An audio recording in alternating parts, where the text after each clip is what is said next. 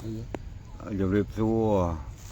បងប្អូនកូនក្មួយទាំងក្នុងនិងក្រៅប្រទេសបាទខ្ញុំក៏ជំរាបសួរដែរបងប្អូនទាំងក្នុងប្រទេសក្រៅប្រទេសទាំងអស់គ្នាពេលនេះខ្ញុំពីអ្នកលបងឃីមបានមកអីពីយប់ហើយកូនក្មួយដោយដេកនៅបាត់ដំបងមកយប់ដេកនៅស្រុកបរិននោះមកយប់ក្នុងដំណើរមកជួបកូនក្មួយនៅតាមខេត្តភាគខាងលិចនេះអរគុណកូនក្មួយទាំងក្នុងនិងក្រៅប្រទេសដែលលោកមេត្តាឧបត្ថម្ភគាំទ្រដល់រូបខ្ញុំបានតាំងពីអ្នកក្នុងការដើរជួបសួរសុខទុក្ខនឹងមានសម្ភារៈសម្លៀកបំពាក់តរងកមាមកចែកជូនដល់ពលរដ្ឋរបស់យើងដែលលោកខ្វះខាតត្រេកអរណាកូនក្មួយពលរដ្ឋរបស់យើងលោកពិតជាខ្វះខាតមែននៅកន្លែងចុងកាត់មាត់ញោកដាច់ស្រយាលឥឡូវលោកក៏អបអរសាទរនឹងសូមជូនបុណ្យកុសលដល់បងប្អូនកូនក្មួយទាំងក្នុងនិងក្រៅប្រទេសដែលលោកបានបរិច្ចាគទានមកសូមឲ្យបងប្អូនកូនក្មួយទាំងក្នុងនិងក្រៅប្រទេសប្រកបតែសេចក្តីសុខសេចក្តីចម្រើនគ្រប់គ្នាកុំបីអាក់ខានឡើយឥឡូវដល់រឿងខ្ញុំនិយាយម្ដងយើងជប់ខ្ញុំមកនេះណាបងឯងដើរកំសាន្តចុះឥឡូវលបងក៏ដើរកំសាន្តដែរឲ្យបានឃើញទស្សនវិជ្ជានេះនៅអង្គរតូចណាកូនណាអង្គរតូចប៉ុន្តែនៅស្រះស្រង់ខាងកើតកូនខាងកើតហើយខ្ញុំទំចេញពីភូមិបណ្ដាក់មកចេញពីស្រែណយហើយឡើងមកភូមិឡើងមកក្បាលស្ពានចេញក្បាលស្ពានមកបណ្ដាក់ហើយភ្លៀងក៏សម្រាកនៅបណ្ដាក់នេះយូរដែរណាកូនណាទៅមកដល់ទីនេះបន្តិចទៀតនឹងចូលទៅក្រុងសៀមរាបខ្ញុំដើរពិនិត្យតំបន់នានាដែលខ្លួនឯងធ្លាប់ឆ្លងកាត់ក្នុងសម័យសង្គ្រាមហើយតែងប្រៀបធៀបទៅសម័យមុនឆ្នាំ1991នៅតំបន់នេះទាំងហេដ្ឋារចនាសម្ព័ន្ធទាំងសន្តិសុខទាំងជីវភាពរបស់ពលរដ្ឋដើម្បីស្ទង់ស្ទាបមើលតើយើងវាដល់ដំណាក់កាលណាហើយបើនៅតែផ្ទះយើងអត់វាយតម្លៃត្រូវទេកូនក្មួយដូច្នេះការដើរហើរមកតំបន់កន្លែងដែលខ្លួនឯងធ្លាប់ឆ្លងកាត់ធ្លាប់ធ្វើការធ្លាប់គិតគូរពីរឿងនយោបាយជាតិដូច្នេះវាប្រយោជន៍មកបានស្ទាបស្ទង់ស្ថានភាពនៃសន្តិសុខនិងការអភិវឌ្ឍនិងការរីកចម្រើនរបស់ជាតិមិត្តភូមិរបស់យើងជម្រាបទៅដល់កូនក្មួយទាំងអស់ទាំងក្នុងនិងក្រៅប្រទេសនឹងឲ្យបានយល់បានដឹងកូនណាដើម្បីយល់ដឹងទាំងអស់គ្នា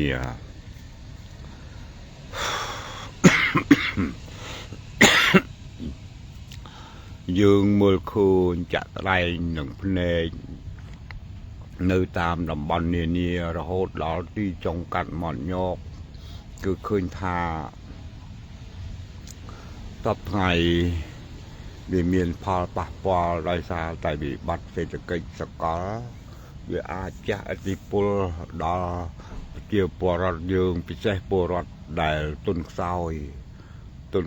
ក្រីក្រណាកូនណាទុនខ្សោយក្រីក្រក្នុងកលៈទេសៈបែបនេះណាកូនណាក្នុងកលៈទេសៈបែបនេះគឺយើងរឹតតែ ចូលរួមទាំងអស់គ្នាការពារថែរក្សាស្ថិរភាពនយោបាយដើម្បីស្ដារនៅគុណវិបត្តិដែលកំពុងកើតមានឡើងមកលើពលរដ្ឋរបស់យើងគឺយើងមានតែខិតខំប្រឹងប្រែង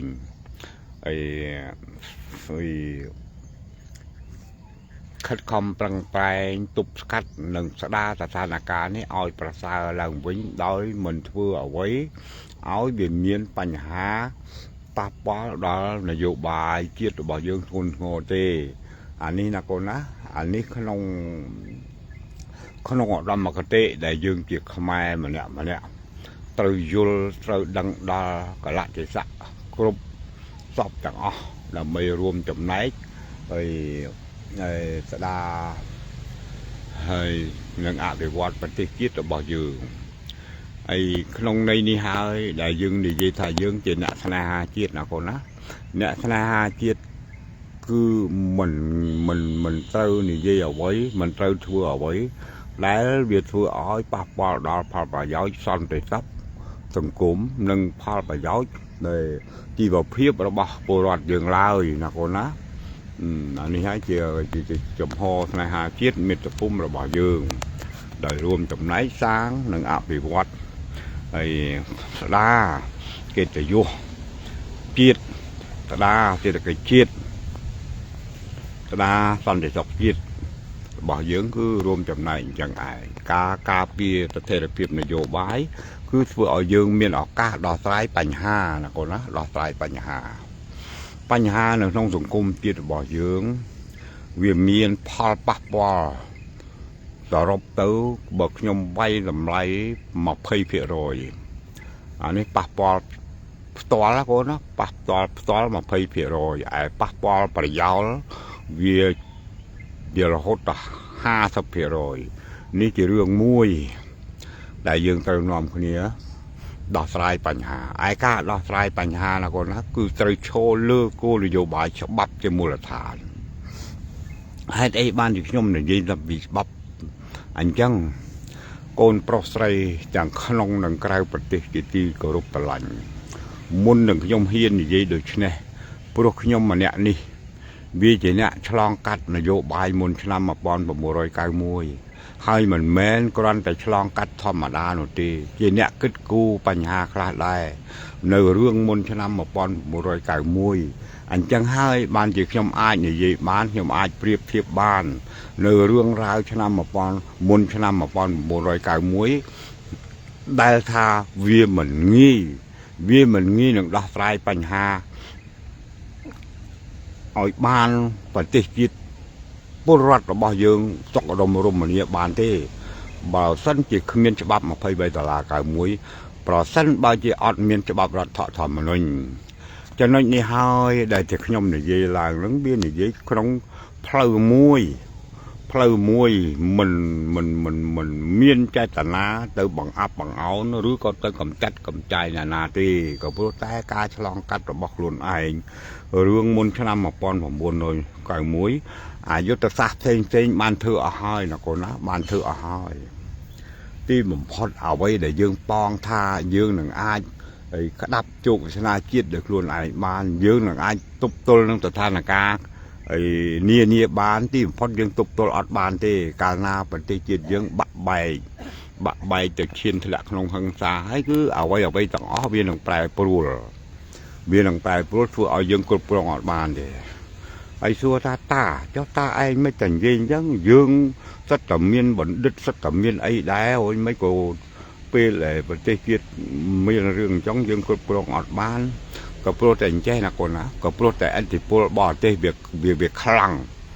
នឹងខ្ញុំនិយាយឲ្យចំទាំងចោះឥទ្ធិពលបរទេសវាខ្លាំង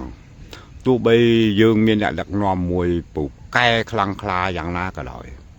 ក៏ឥទ្ធិពលបរទេសវាគ្របជាប់ដោយសារតែលក្ខណៈភូមិសាស្ត្រទឹកដីណាកូនណាលក្ខណៈភូមិសាស្ត្រទឹកដី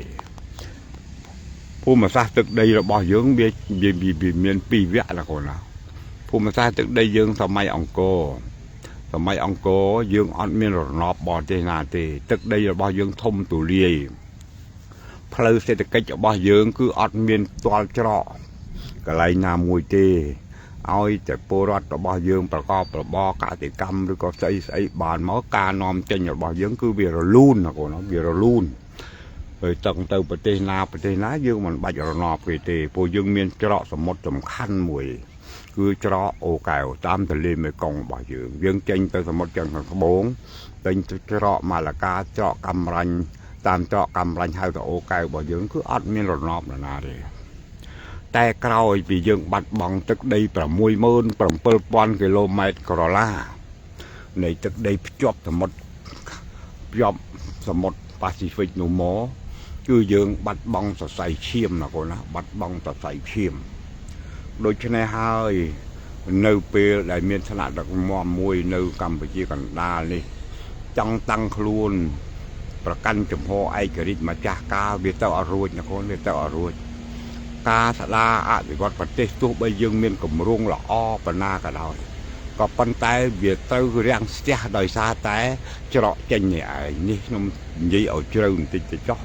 ដើម្បីឲ្យកូនប្រុសស្រីទាំងក្នុងនិងក្រៅប្រទេសយល់ដឹងអំពីវិធីការពារជាតិមាតុភូមិយើងធ្វើយ៉ាងម៉េចកុំឲ្យវាស្លាប់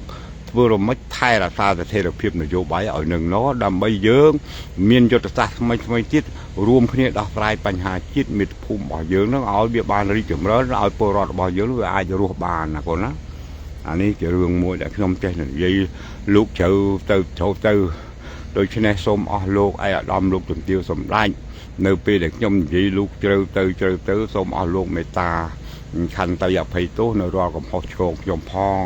ចេតនារបស់ខ្ញុំគឺចង់ឲ្យកូនចៅរបស់យើងយល់ដឹងហើយចេះគិតរកវិធីដោះស្រាយបញ្ហាក្នុងសង្គមជាតិដោយសន្តិវិធីគឺយកច្បាប់ជាប្រមុខច្បាប់ជាមូលដ្ឋានដើម្បីកុំឲ្យប្រទេសជាតិរបស់យើងវាបាក់បែកឆ្លោះកាប់ចាក់គ្នាបន្តទៅទៀតអាណិតកូនអាណិតចៅយើងជំនាន់ក្រោយនេះណាកូនណានេះជារឿងមួយដែលកូនត្រូវយល់ដឹងដូច្នេះកូនចៅប្រុសស្រីទាំងក្នុងនិងក្រៅប្រទេសមុននឹងកូនធ្វើនយោបាយជួយជាតិមាតុភូមិកូនត្រូវពិនិត្យលក្ខណៈភូមិសាស្ត្រទឹកដីរបស់យើងដូចខ្ញុំនិយាយមិនបាញ់មិញអញ្ចឹងយើងពិបាកនឹងរកឯករាជ្យម្ចាស់ការខ្លាំងណាស់ក៏ព្រោះតែយើងត្រូវប្រើប្រាស់ច្រកសមុទ្រត្រូវពឹងគេណាកូនណាត្រូវពឹងគេយើងកាចយើងខ្លាំងគេបិទធ្វើឲ្យយើងលំបាករស់ដូច្នេះសរុបតែក្តីមកអីតាបើយើងចឹងយើងមិនងាប់មកអាយុហើយអីចំណុចនេះមួយកូនឆ្ងល់គឺត្រឹមត្រូវណាស់កូនត្រឹមត្រូវណាស់ព្រោះចំណុចនេះហើយដែលជាចំណុចយើងខ្វល់ខ្វាយខ្លាំងណាស់នៅក្នុងរឿងមុនឆ្នាំ1991យើងគិតថាយើងមិនអាចរស់បានទៅផងណាកូនណាមិនអាចរស់បានទៅផងក៏ព្រោះតែយើងមិនដឹងជារកវិធីអីដោះបញ្ហានឹងបានទេយើងតែងតែពឹងមហាអំណាចនេះមហាអំណាចនោះឲ្យមកជួយដើម្បីឲ្យកម្ពុជាយើងរស់បានក៏ព្រោះតែសត្រូវកូនដឹងទេសត្រូវពាក្យថាសត្រូវគេអត់មានអាណិតមេត្តាទេគេនៅតែរកវិធីឲ្យយើងស្លាប់តែដដែលហ្នឹងអញ្ចឹងហើយបានយើងប្រឹងប្រែងអស់តៃកែងហើយដើម្បីរកមធ្យោបាយជួយជាតិមាតុភូមិឲ្យពលរដ្ឋរបស់យើងអាចរស់បានក៏ទៅពឹងអ្នកនេះពឹងអ្នកនោះទីបំផុតការពឹងពោអ្នកនេះអ្នកនោះហ្នឹងហើយវារឹតតែឲ្យក្នុងសង្គមជាតិបាក់បែកបន្ថែមទៅទៀតហើយចៅសួរទៀតឲ្យ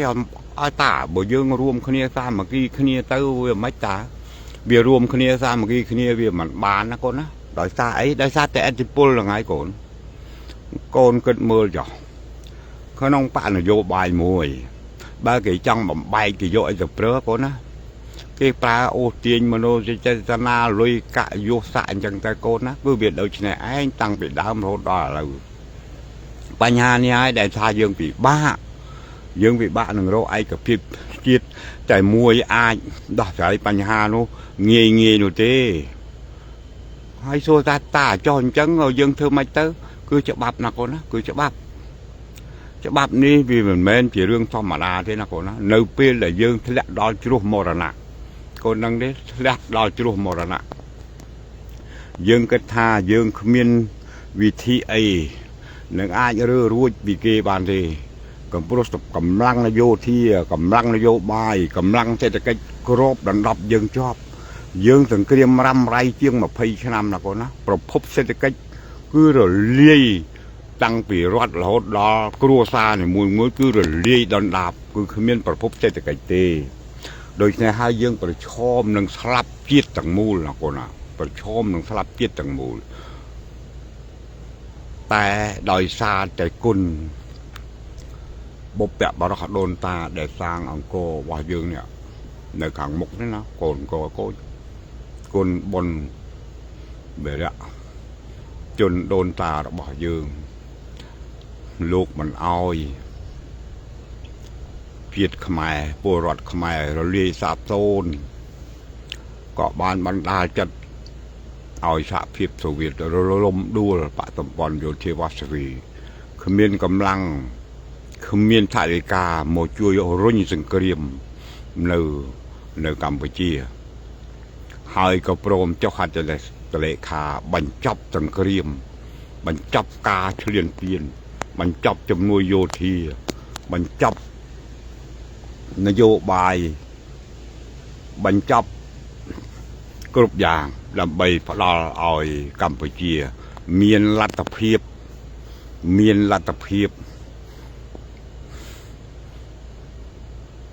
ទទួលយកគោលការណ៍ច្បាប់23តុលា91ដែលមានចរិតជាច្បាប់ប្រជាធិបតេយ្យសេរីភូប៉ាទើបបកនយោបាយយើងទាំង4ដែលឆ្លោះគ្នាហែកហួរគ្នាណាកូនណាបានមកជ្រើសរើសយកវិធីដែលពីមុនធ្លាប់តែផ្ដួលសម្រាប់គ្នាដើម្បីដណ្ដើមអំណាចមកកែប្រែមកគឺតស៊ូនឹងគ្នាដោយធ្វើអំពើល្អដើម្បីឲ្យពលរដ្ឋបោះឆ្នោតជ្រើសតាំងជាអ្នកដឹកនាំជំនួសវិញចំណុចនេះមួយហើយដែលវាមានឱកាសឲ្យយើងបានរីកចម្រើនមកប៉ុណ្ណេះណាកូនណាដោយមានឱកាសពលរដ្ឋក៏មានឱកាសរកស៊ីរដ្ឋាភិបាលក៏មានឱកាសគិតគូរដោះស្រាយស្ដារនិងអភិវឌ្ឍប្រទេសជាតិឡើងវិញគឺតាមគម្រោងរបស់អង្គការសហប្រជាជាតិឲ្យមានចែងនៅក្នុងច្បាប់23តុលា91នឹងឯងបញ្ចប់ជំនួយយោធាបញ្ចប់កាលកម្មនានាធំបញ្ចប់ជំនាញការនានាប្រគល់សិទ្ធិឲ្យរដ្ឋាភិបាលខ្មែរដែលជាប់ដែលត្រូវជ្រើសតាំងដោយប្រជាពលរដ្ឋតាមរយៈការបោះឆ្នោតនោះមានលទ្ធភាពបញ្ចេញសមត្ថភាពរបស់ខ្លួនកសាងអភិវឌ្ឍប្រទេសខ្មែររបស់យើងបានមកប៉ុណ្ណេះណាកូនណានេះបានមកប៉ុណ្ណេះនឹងឯងកូនអានេះមួយដែលជាសក្ខីភាពដែលមិនអាចបដិសេធបានទេណាកូនណាមិនអាចបដិសេធបានទេដូច្នេះកូនប្រុសស្រីទាំងអស់គ្នាខ្ញុំពោលឡើងនេះគឺអត់មានសំដៅទៅគ្រប់គ្រងបកនយោបាយឬខាងណាខាងណានោះទេព្រោះខ្ញុំចាស់ហើយកូនណាចាស់ហើយការរស់នៅក៏មិនយូរប៉ុន្មានដែរតែអ្វីដែលខំប្រឹងនោះគឺខំប្រឹងដើម្បីកូនជំនាន់ក្រោយរស់នៅបានសុខដុមរមនានឹងគ្នាដោយឈរលើគោលនយោបាយជួយជាតិមាតុភូមិជួយសង្គមជាតិគឺឈរទៅលើច្បាប់23តុលា91និងច្បាប់រដ្ឋធម្មនុញ្ញច្បាប់រដ្ឋធម្មនុញ្ញវាជាដំបូលផ្ទះរបស់យើងណាកូនណាវាជាដំបូលផ្ទះរបស់យើងបើកាលណារលំរលាយរដ្ឋធម្មនុញ្ញគឺយើងវាคล้ายទៅជាប្រទេសអាណាធិបតេយ្យកូនគិតទេកូនចាំទេដែលសម្ដីខ្ញុំថាពេលដែលអស់ច្បាប់នរណាខ្លាំងមកពីណាក៏វាអត់អាចសម្រេចគោលគំនិតទោះបីសរសេរច្បាប់ល្អប៉ុណ្ណាខ្លួនឯងក៏វាអត់មានអនុភាពអាចទៅគ្រប់ដណ្ដប់បរទេសឈ្លានពានបានដែរកូនអត់អាចគ្រប់បានទេទីបំផុតបើកាលណាបាត់ច្បាប់នេះហើយគឺប្រទេសខ្មែរយើងប្រហែលជាបែកទៅជា10ជំរាកប្រហែលជា10ជំរាកបើមកតាមមើលស្ថានភាពណាកូនណាបែកជា10ជំរាកដូច្នេះពេលវេលាស្ដារនិងអភិវឌ្ឍប្រទេសពេលវេលា โรคแต่ได้สกโรคได้จำร้านเบียดบัดบองหายนะคนเบียดบัดบองตอนนั้นนี่หายส้มโกนสไปน์อยู่เลยดังดองด้านในประวัติศาสตร์โกนกันมือขนมเกลียดเราบ้ายืงเราบ้าเบตเนียพองปะปีในแต่เกิดปะตอมาติดนึ่งขนมสมัยสังเกรียมนะคนนะในแต่เมียนปะปะเกิดมาจะตอปะตอติดให้สัตว์ปะประดับอาวุธ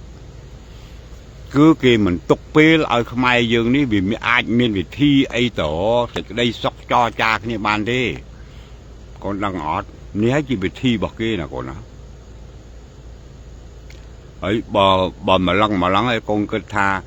anh mình là quá cho bắp nâng tê anh miên bạn vô bài anh mùi bạc cay mùi khlang màu bữa bạc cay ta ở rồi chứ nè con á chưa nhom cho bạc cay ta ở rồi tê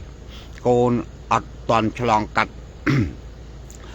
rương ra muôn năm một con một buôn rồi cài mùi nét đặc nom côn bạc côn phía tràn ọt đài lọt lòng cắt rương ra muôn năm một con một buôn rồi cài mùi tê côn bởi cứt ca vô đăng cứ nơi mình toàn trêu chỉ đạt vào màn đi hay mình ai từ cục rong chiết luôn ai màn đi bởi sân na chỉ ọt miền dục cho bạn mà phải bây giờ là cả mùi vô có rót thả thầm lên để miền rồi ngày từ trái cứ mình ai đặc nom chiết đi ban đi chấm rơn đi con vì là cao tới chỉ chấm luộc bọn đập vào bốt thốn thô chiêng tầm mày môn đầu tiên là con á nếu khi ông hiền thì dây bài này là con á rồi nơi con ông chiết là bao dương nè lại thưa là vô bài chương xong rồi ót bay đầm lại trâu thế ót toàn đăng tha bật đi không ai nấy bị rong ở Nepal Pinana là nấy cô ót bàn đó thì lúc ra từ kia nó ban trên nhà hơi từ on bạt trướng nâng là này thì đầm bay luôn nó không nhom mình đằng thì hối cho bật thơ đầm bay tật luôn đầm bay từ tập bè họ ban trướng khi đầm bay luôn ta đã dọc ba một phay bay ta lá cao mùi ta ăn ở qua đó riêng dương một hoàn sóc hết tha ra cho na tập quan nơi không trồng cung bắp và so vào pay đi có buôn cái bắp bên đây là bao dương nó nom nè cài prai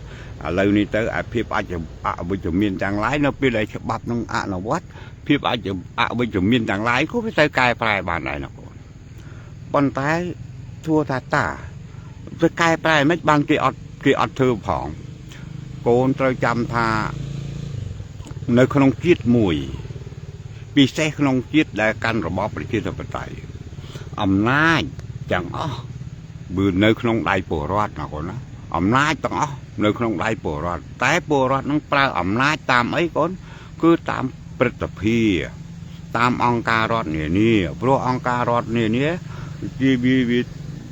ban đặc nom chiết luôn ban đặc nom chiết bị tái từ lớp từ lắc theo đó bà con mà từ lắc nó ngay nè đôi này nơi pe để con riêng cho bắt che cục kia con đi bắt che cụcนี้con nâng ai mưa khơi này hãy đăng âm bịa thạ vào giao để cho bắp năng hải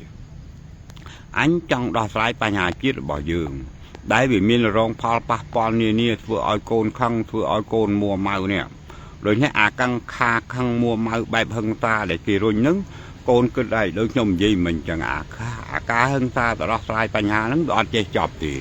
là bây là chuột nia cứ bứt chỉ men tranh say màu trơn thì đại cồn vì bạc ca tranh màu trơn thì đại thấy cồn về nhảy tìm phát cồn vay từ khi ai thì ai đọc sai ấy ban thì cái từ bị vay khi ai cò hem làm mới thấy có bong hưởng nâng cháu đó người rất là chớ không là vô bài được kia nâng tiền chẳng ai ban thà ô ta ơi đôi lấy cái bắp biểu mệt mà tàu hút bữa cái ọt cột phòng cái ọt cột mọc bị dương bị ọt che là con á dương che buồn đọc nè bị ọt prư rôm trường nè na rồi đi tay bởi dương che cả lạp vào đi dương tiêm tia tay cho bắp tê ọt miền tiêm tia sấy tê tiêm tia ở cho bắp bạn nào bót tiêm tia ở cho bắp bạn nào bót phiếp ở với miền là thông sủng cung với miền âm pơ chi chọn với miền âm pơ câyประวันvới miền âm pơ rôm lốp miền âm pơปกลุยไอ้เซ็งเต้เนื้อเป็นไอ้ปูรอดตั้งออกเนี่ยคือเตาการะถ่ายบาลมวยได้ดักนอมยกฉบับจิตทมบับจิตกูเนี่ยนโยบายตั้งออกคือปึ๊ดเจียมหมอกเนี่ยอ่านวัดฉบับไปเพราะเนี่ยนโยบายตั้งออกเนี่ยกี่จังดักนอมรอดท้ายบางกี่ประกาศปั่นนโยบายหอยประกาศปั่นนโยบายคือ បកបាននយោបាយគេតែងតែឃោសនាអ្វីៗផ្សេងៗដើម្បីតាក់ទាញទឹកចិត្តពលរដ្ឋនឹងឲ្យបោះឆ្នោតឲ្យគេណាគាត់ណានិយាយអស់នេះចុះដូច្នេះបើពលរដ្ឋទាំងអស់គ្នាស្រឡាញ់តែច្បាប់ចង់អនុវត្តច្បាប់ដើម្បីការពារប្រយោជន៍ពលរដ្ឋទុនខ្សោយដូច្នេះអ្នកនយោបាយទាំងអស់គេពិតជាមកអនុវត្តច្បាប់ហើយបើមិនអនុវត្តច្បាប់អត់បោះឆ្នោតឲ្យហ្នឹងបើគេអនុវត្តច្បាប់អានោះជាសេចក្តីសុខសាន្តរបស់ពលរដ្ឋកូនយើងជាពលរដ្ឋអត់មានធ្វើខ្លួនជាប្រជាពលបៈទេកាលណាធ្វើជាប្រជាពលបៈនៅក្នុងប្រទេសយើងមិនមានបកច្រើនប្រជែងគ្នាហើយដល់ប្រជែងគ្នាយើងអត់បានគិតទៅលើអារឿងនយោបាយជួយជាតិយកច្បាប់ជាមូលដ្ឋានទេអូយបកខ្លួនថាអេកុំទៅនិយាយរឿងច្បាប់អីនិយាយរឿងច្បាប់អត់បានការទេដូចនេះជឿតែមេនេះមកជឿតែអញហ្នឹងមកដូច្នេះកូនអត់អាចរើសមេដឹកនាំមួយបានដោយព្រមវិហារធម៌ទេកាលណាឲ្យថាជឿតែអញចេះមកមិនបាច់ទៅជឿច្បាប់ជឿអីទេអានោះហើយដែលជារឿងថាអើយតាអើយច្បាប់ពីអត់អនុវត្តផងធ្វើមិនទៅតាដូច្នេះណាកូនក្នុងរបបប្រជាធិបតេយ្យសេរីភូប៉ពលរដ្ឋនឹងជាម្ចាស់អំណាចទៅតាមរយៈតលេងឆ្នោតនេះឯងដូច្នេះសូមកូនប្រុសស្រីភ្ញាក់រលឹកអាកន្លែងនេះឡើងណាកូនណាវិធីជួយជាតិក្រៅអំពីមធ្យោបាយបោះឆ្នោតគឺវានាំឲ្យអន្តរាយជាតិមាតុភូមិរបស់យើងណាកូនណាវានាំឲ្យអន្តរាយជាតិមាតុភូមិរបស់យើងសូមកូនពិចារណាគ្រប់គ្នាណាកូនណាកូនខ្លះកូនមិនទាន់យល់សូមកូនសិក្សាច្បាប់ឲ្យបានដល់ទីជម្រៅសិនហើយកូនអាចសិក្សាដងដានប្រវត្តិសាស្ត្រឲ្យបានទីជម្រៅសិន1970ការបន្ទុះសារាយគ្នារវាងលទ្ធិកុម្មុយនីសនិងលទ្ធិសេរីកូនឃើញទេតើមានមួយណាជោគជ័យលទ្ធិកុម្មុយនីសឈ្នះហើយលទ្ធិកុម្មុយនីសឈ្នះមានបានធ្វើតាមការសន្យារបស់ខ្លួនដែរទេគឺសន្យាទៅអត់រួចទេក៏ព្រោះតែចារកម្មពេញសាច់ខ្មែរណាកូនណាចារកម្មពេញសាច់ខ្មែរដូច្នេះការប៉ងប្រាថ្នារបស់កូនវានឹងមិនបានសម្រេចឡើយដូច្នេះអត់មានបថុយលើកទី2ទេណាកូនណាច្បាប់មានហើយសូមកូននាំគ្នាអនុវត្តគោរពជឿជាក់ច្បាប់រៀនសូត្របច្ចេកដឹងគ្រប់គ្នាទៅច្បាប់នឹងមានប្រសិទ្ធភាពហើយអាចនាំកូនទៅរកសេចក្តីសុខសេចក្តីចម្រើនជាតិមាតុភូមិយើងមិនខ្លោចផ្សាដូចជំនាន់មុនទៀតណាកូនណាហើយខ្ញុំសូមបញ្ចប់ប៉ុណ្្នឹងហើយកូនណាបញ្ចប់ប៉ុណ្្នឹងហើយព្រោះនឹងបន្តដំណើរទៅទៀតណាកូនណាអើយនៅលើភ្នំក្បាលស្ពានហ្នឹងឡាយវាអត់មានសេវាកូនអើយអត់មានសេវាទេនៅតែនិយាយមកហត់ហើយអត់ទៅរួចអើយខុសឆ្គងសូមអស់លោកស្រីឯអាដាមសម្ដេចលោកជំទាវមេត្តាអនុគ្រោះនិយាយក្នុងបំណងចង់ឲ្យកូនចៅរបស់យើងយល់ដឹងអំពីនីតិវិធីជួយជាតិមាតុភូមិឈ្មោះទៅរកសេចក្តីសុខសេចក្តីចម្រើនទាំងអស់គ្នាបញ្ចប់នៅចំនួនហិង្សានេះបញ្ចប់នៅសកម្មភាពធ្វើឲ្យវឹកវរអសន្តិសុខក្នុងសង្គមដូច្នេះខុសឆ្គងយ៉ាងណាសូមអស់លោកបងប្អូនកូនក្មួយទាំងក្នុងនិងក្រៅប្រទេសមេត្តាអនុគ្រោះឲ្យខ្ញុំបាទសុផលសូផងសូមជម្រាបលាសូមកូនក្មួយទាំងក្នុងនិងក្រៅប្រទេសប្រកបតែសេចក្តីសុខសេចក្តីចម្រើនទាំងអស់គ្នាកុំបីខកខានឡើយជំរាបលាចេញដំណើរទៅខេត្តទៀតណាកូនណាទៅខេត្ត